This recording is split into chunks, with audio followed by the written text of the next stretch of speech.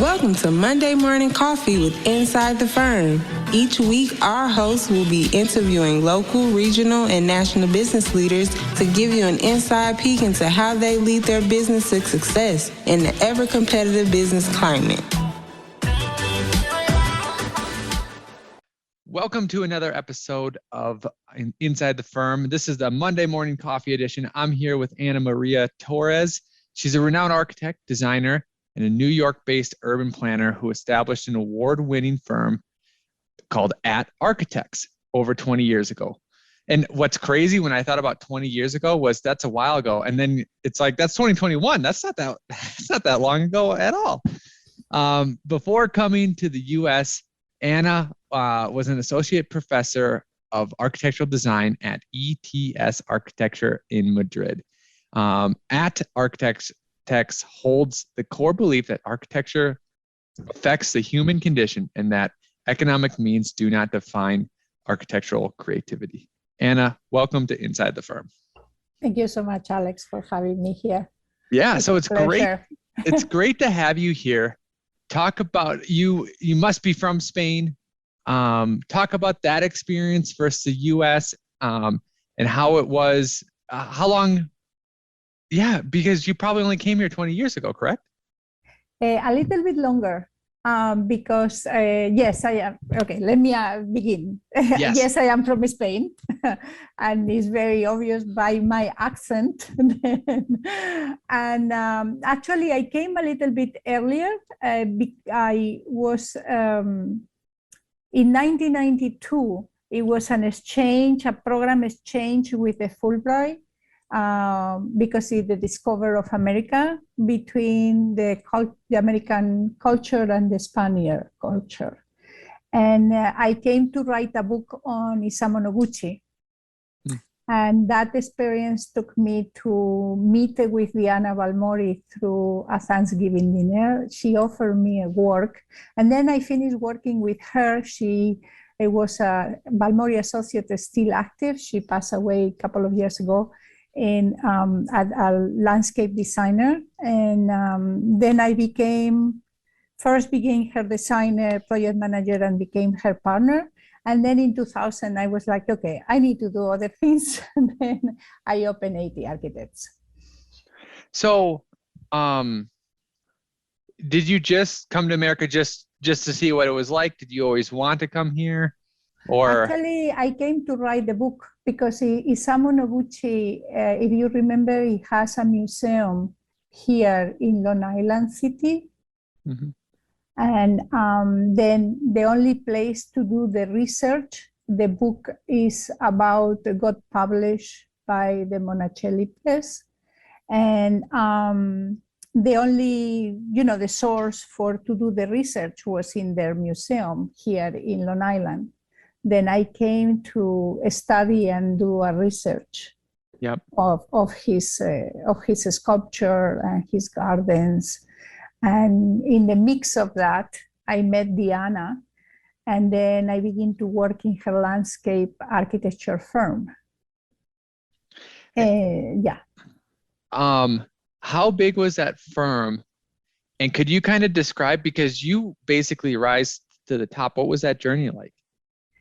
Well, it was quite very interesting. It was fascinating because I was not looking for a job. I came to write a book. Then it was fascinating. Her office was very small. We were areas between 8 to 10 people. Okay. And but we were doing the landscape, the majority of the work that we have with Cesar Pelli's office. And I had the opportunity to design of course, with Diana, all the landscape and gardens of the Petronas Towers in Kuala Lumpur. Mm. I had the opportunity to work in the Museum of Osaka in Japan, of course, in Spain, in Bilbao. Then it was quite a journey. I had the opportunity to travel a lot. Very short trips, very intense, but kind of very exciting at the moment. It was quite fascinating. Then in 2000, it was fine, but I felt then because working with Caesar and architecture, it was only doing landscape, and I love landscape and I love urban planning, but also I am an architect. Then I wanted to do more architecture. Then it's when E.T. Architects was created. Okay. So before we get into the beginnings there, I just want to jump ahead a year because it's a new firm and 9/11 happened. Yep. Were you in New York at the time? What Yep. was that like? How did it affect your firm? Well, it was quite an experience because I have the firm at that time in Soho, Yep. for 45 Broadway. And we were in the typical traditional building of Soho. Then you have this huge stair, then goes all the way from the bottom to the 5th floor, and it's all in once, then you see it. And it was a walk up, and the office was facing inside of the block instead of the street.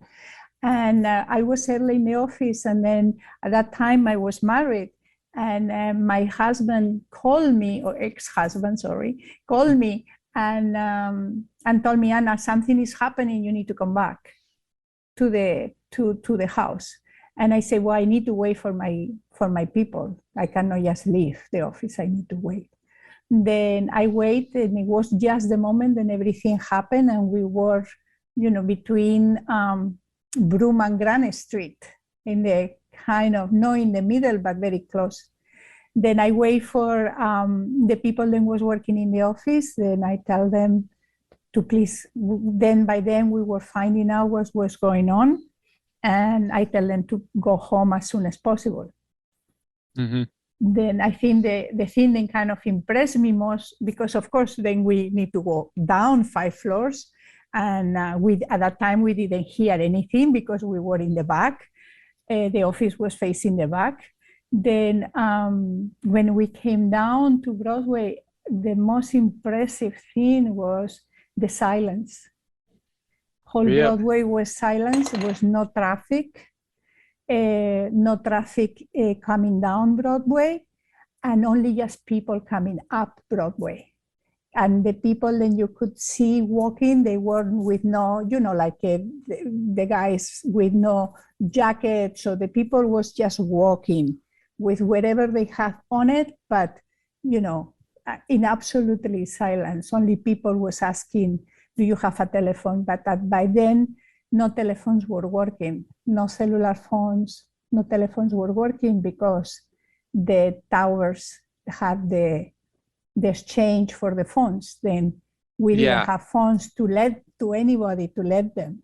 Then I think for me that moment was the most kind of profound of how you could see people, just how the city changed radically, and how the people was walking in a completely different, with different energy, with different mindset. And I think that I will never forget that, I think. Yeah. And we were talking before this, I know, and how loud New York is. Even in the middle of the night, if you really listen in New York, you'll hear sirens, you'll hear everything going on. So for New York to be quiet is very unusual at any time. Yeah. And also you need to think Soho, Broadway, between 8:30, 10 o'clock is packed. It's traffic everywhere, buses, everything is all moving and everything is completely active. Then, it was absolutely silent. Nobody was talking with nobody.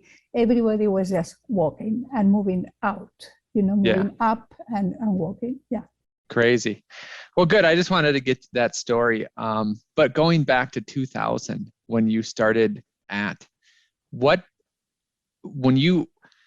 in your head made you decide that you wanted to, and did you have things lined up, or what was that transition like?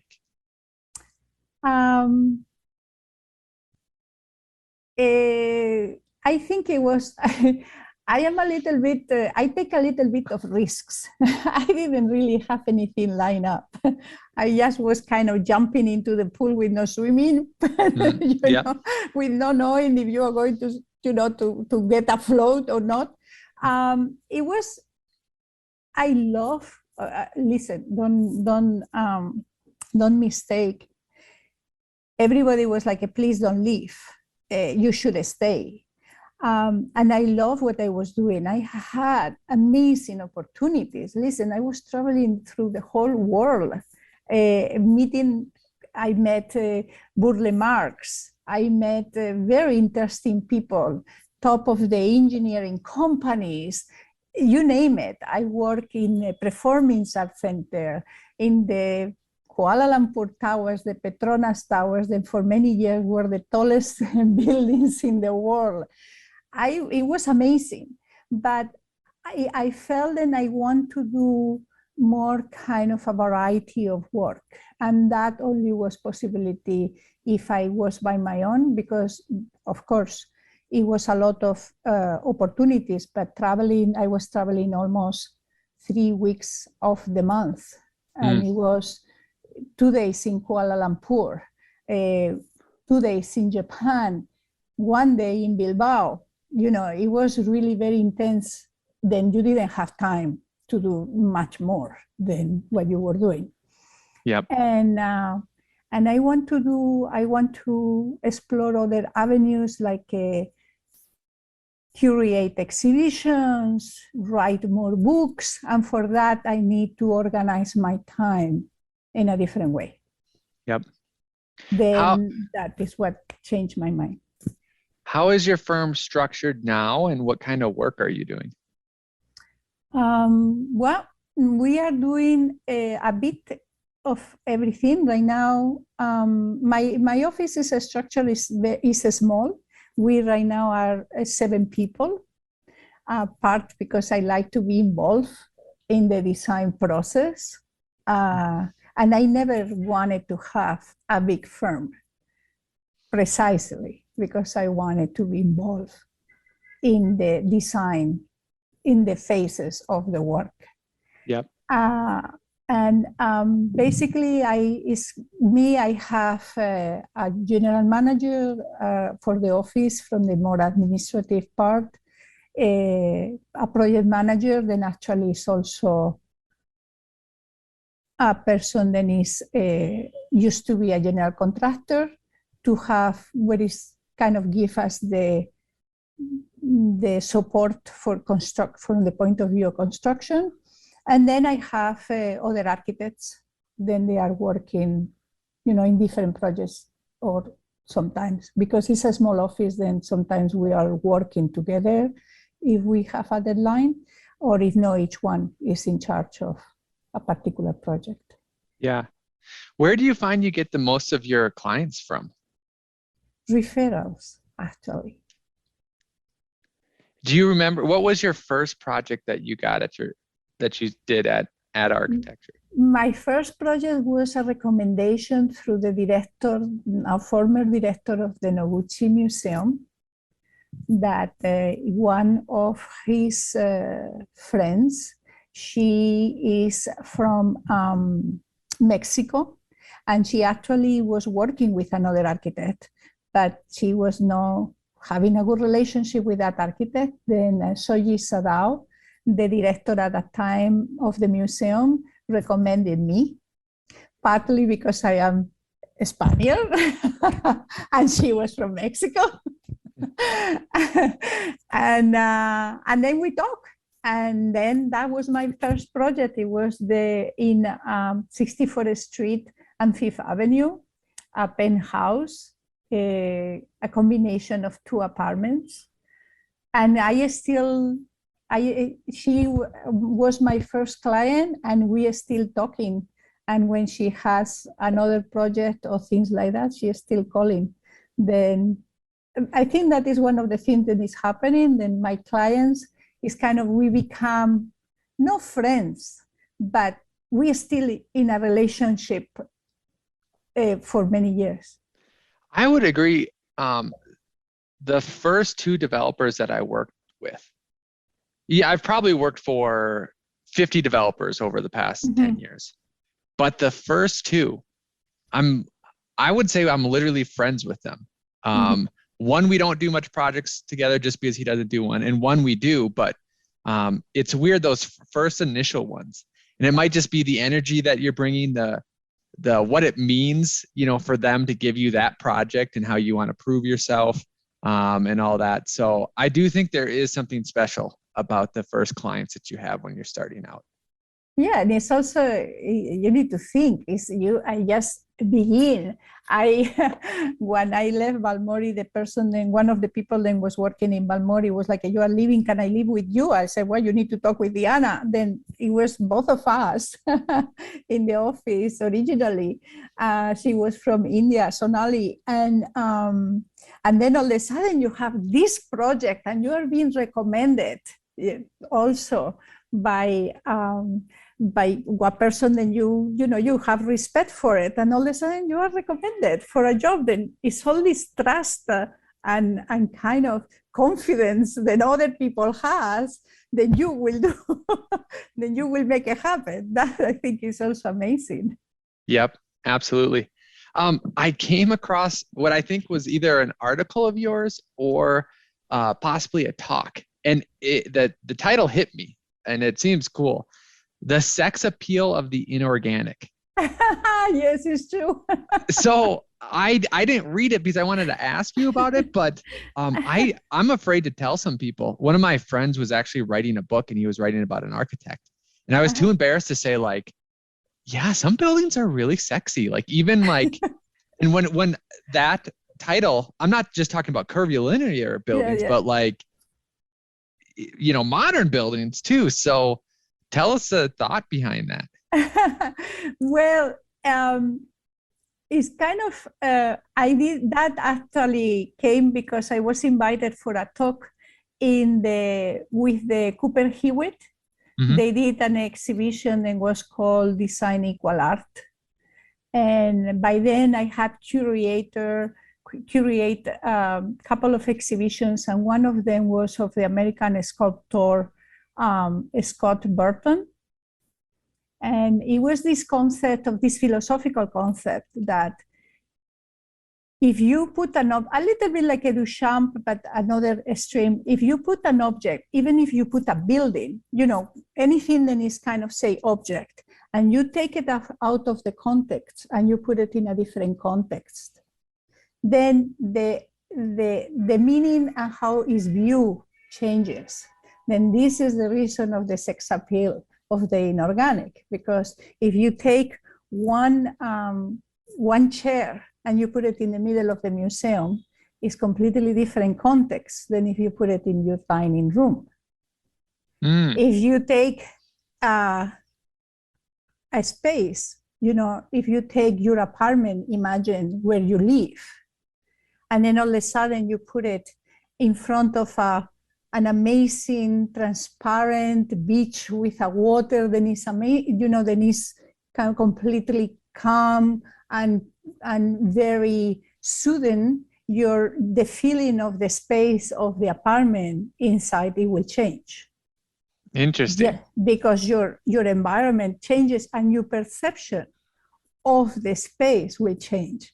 Not only then the space maybe doesn't change in proportions or anything, but your perception of how you see the space by what is surrounding you and what is the importance that you give to that environment, it will affect how you perceive your own space. Gotcha. It's a cool concept. Very cool concept. I want to ask you, in your opinion, what do you think is one of your most successful projects, and why would you say it was one of your most successful projects?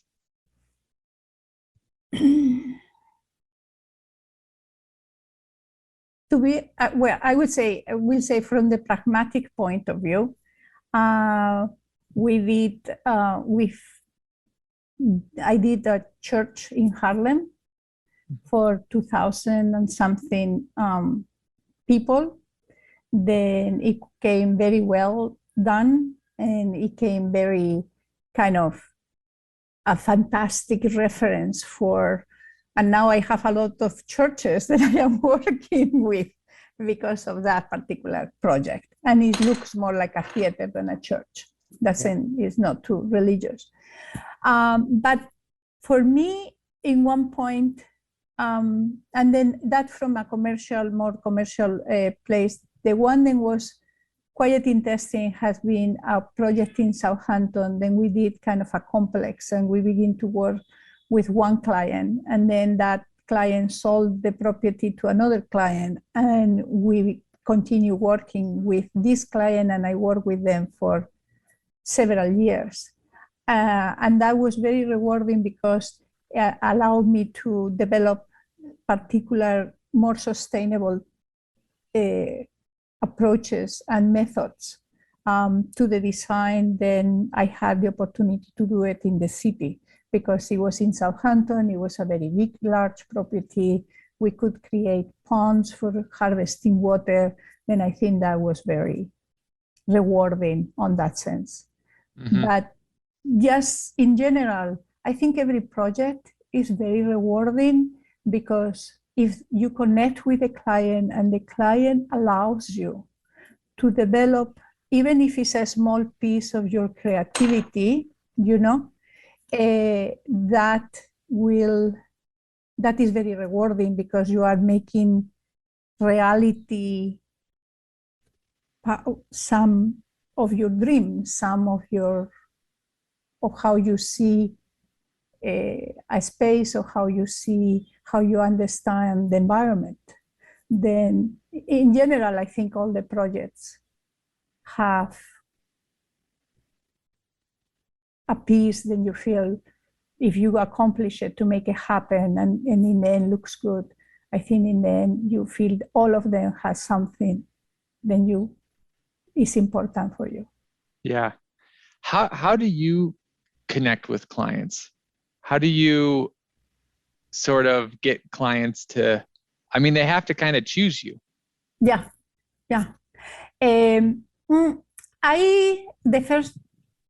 For me, it's very important to go to see the space. Then normally they come and they say, oh, we want this. My first request is, can I visit your space? Can I see your space? Normally they say yes, because I don't charge them for visit the space. Then I say, and when I see the space and I understand what they want, I give them an idea. Sometimes it's not what they are thinking. And sometimes they tell me, oh, this is too much. We were not thinking about this. We just want to do A, B, and C and that. And on all of a sudden, sometimes they come back and say, actually, we thought about your idea and we are fascinated about it. And then is how I take the clients. Normally by explaining them how I see the space and how I imagining how they can accomplish what they want, but maybe with a twist. Yep. Here's a two-part question. So you can answer either one. You don't have to answer both unless you want to answer both. Okay. What was the hardest project you had to do, and why was it the hardest project? So that's one. Or what's the hardest part of running and managing a firm? And maybe you should answer both.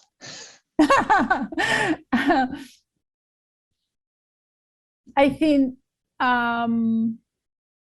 the hardest project, and actually I was kind of, to be honest with it, we were helping to renovate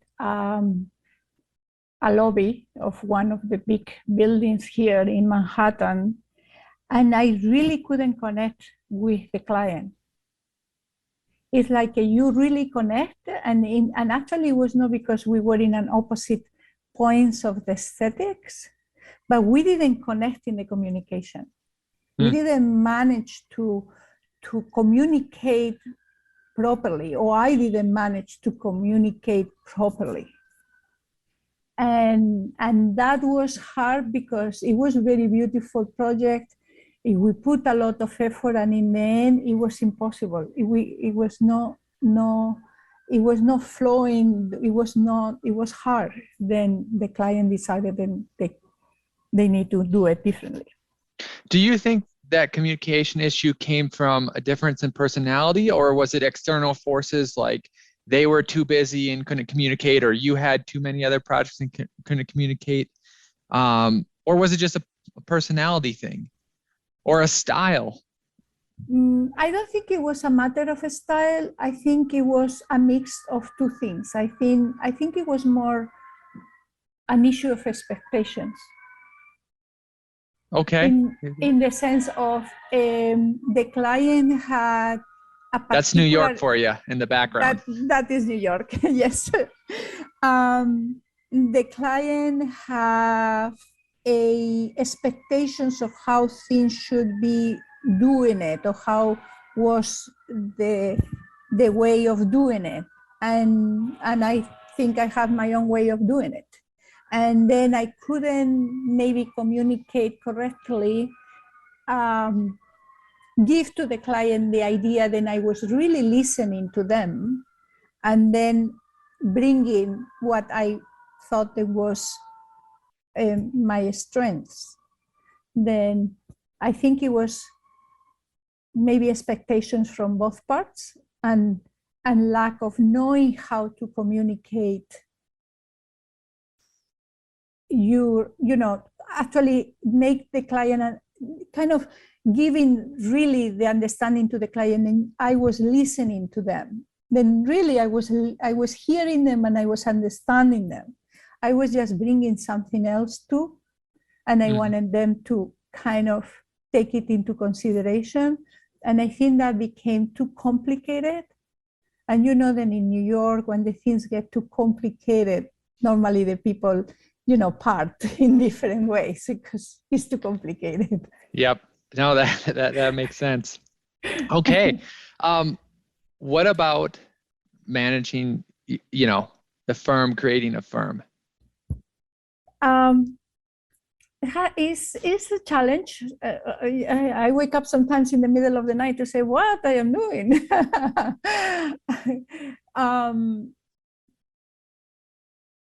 And can we pause there? Because I think this is important for people to know. Is it when you wake up or think about it at night, is it, oh man, did I forget this, or I didn't think of this, or I don't know how to do it? What is that? Because I think everyone thinks that everyone that's at a firm has all the answers. And sometimes we're just pretending to. Well, yeah. I think for me, I love going to the job site. I love construction, and I like to go there. But at the same time, it becomes a very intense experience because you have the responsibility. Then you are working with the money of others. It's not your money; it's the money of another person. Then it's entrusted to you, and that means you make mistakes, and then who is the responsible for the mistakes? What happened? Then sometimes is waking up in the middle of the night to say, is this correct? Are we sure then this is properly done? Are we sure that we are not making a mistake in this? That is one part. Other times is like, okay, I don't have enough work. Where is the next project going to come? I have all these bills to pay. I have all the responsibility of these people that is working for me. What do I do? Other times is you make a decision. You make a decision to say no to a project, to say to somebody, then you need to leave. Then they need to leave because it's not working. Also, that is a time of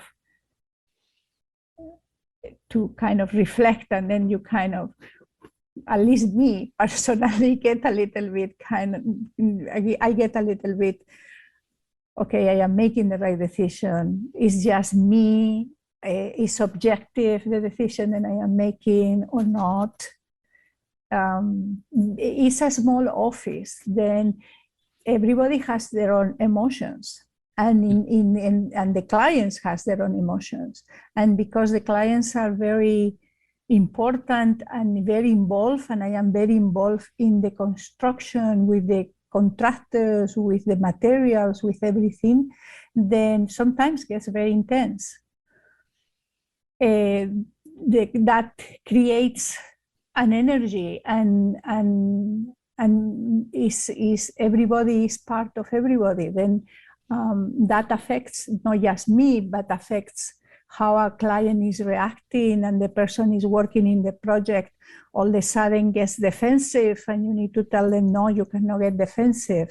It's the client. We need to, doesn't mean that it's right all the time, but we need to tell them in a different way. Then all of these, in a small office, it gets sometimes tricky. And then at night is the moment of silence. At least for me, it's a moment of silence. It's a moment that you are alone, and it's a moment that you are kind of, okay, did this right? Is this correct? It's the night is because it's the moment of silence, I think, at least for me. Yeah. What's the best part of owning the firm and managing it and running it? First of all, I don't know. I love what I do. Then, it's your own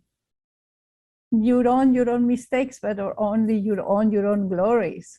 Is everything is you create. It's like a baby. It's the baby. You are seeing it doing better, and not just doing better because you make more money, but also that is very helpful, but you do better because the projects are coming better, because you have people that are working with you for years, and then becomes this kind of complicity. They know how you work, they know what you want. But all of that is fantastic because it's yours. I don't know how to explain it better.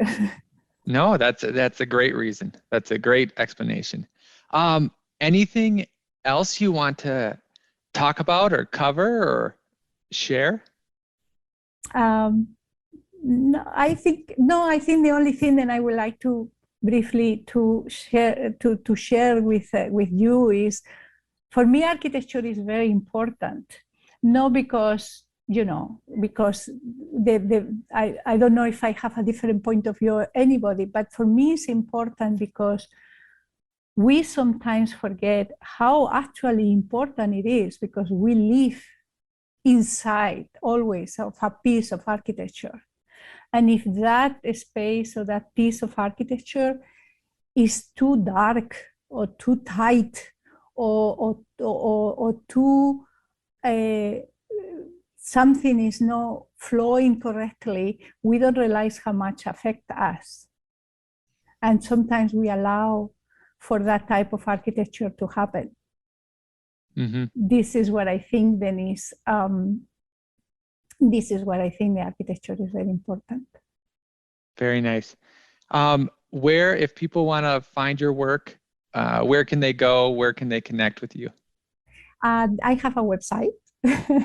You can see some, not everything, but you can see some of the work, which is atarchitectsny.com. And they always can come to visit. We have lunches in the office, and clients and people, then guests then coming, they will join us for lunch. Oh, that's amazing. Well, thanks for being our guest, and thanks for sharing your journey with us. Thank you so much for having me, Alex.